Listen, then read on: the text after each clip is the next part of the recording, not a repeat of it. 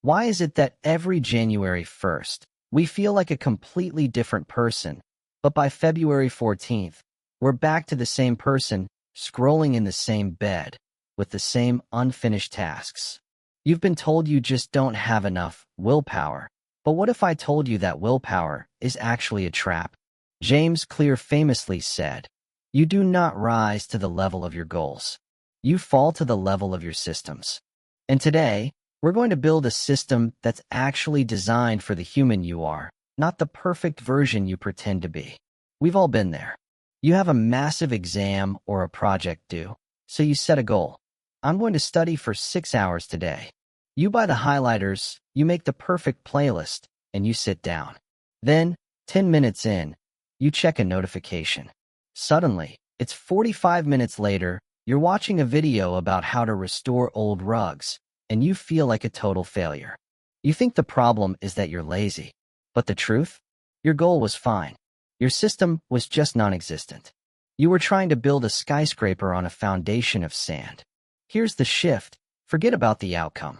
If you want to be a writer, stop focusing on writing a book and start focusing on being the person who never misses a day of writing.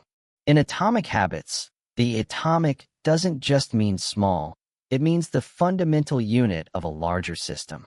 Most of us try to change our results, the grades, the weight, the money. But those are just lagging measures of your habits. Your net worth is a lagging measure of your financial habits. Your grades are a lagging measure of your study habits.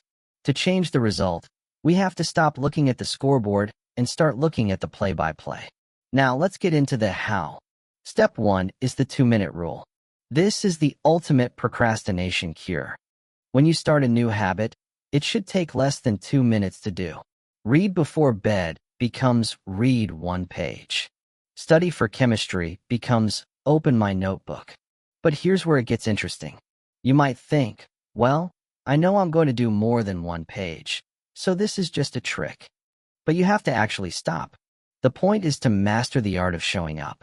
A habit must be established before it can be improved. If you can't master the first 2 minutes of a task, you'll never master the next 2 hours. You're not faking a study session. You're training your brain to believe that you are the type of person who opens that notebook every single day, no matter what.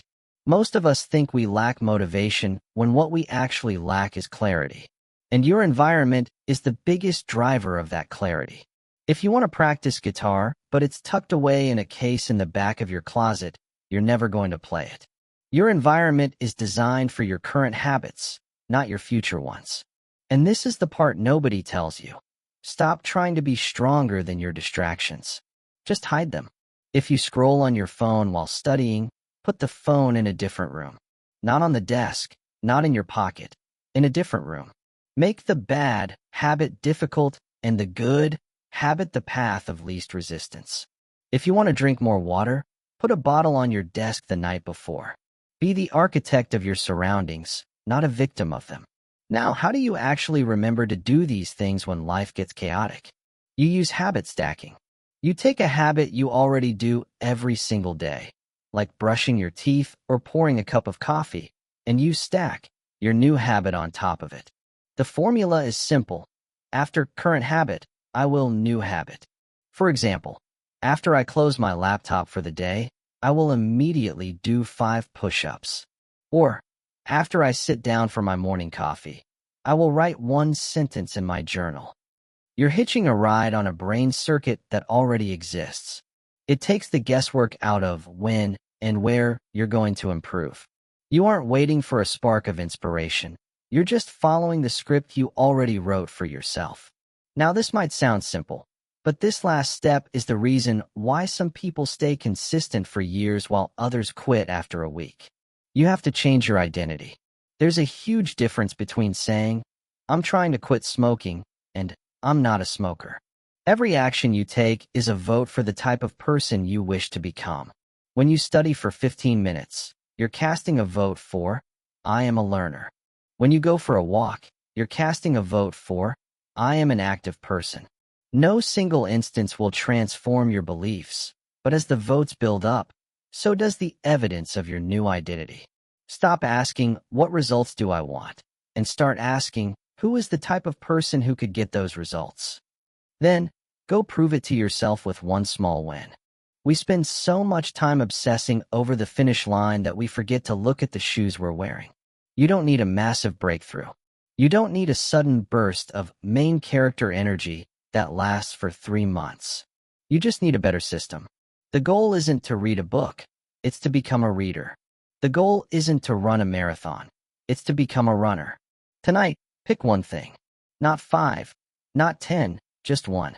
Apply the 2-minute rule. Set your environment up so you can't miss.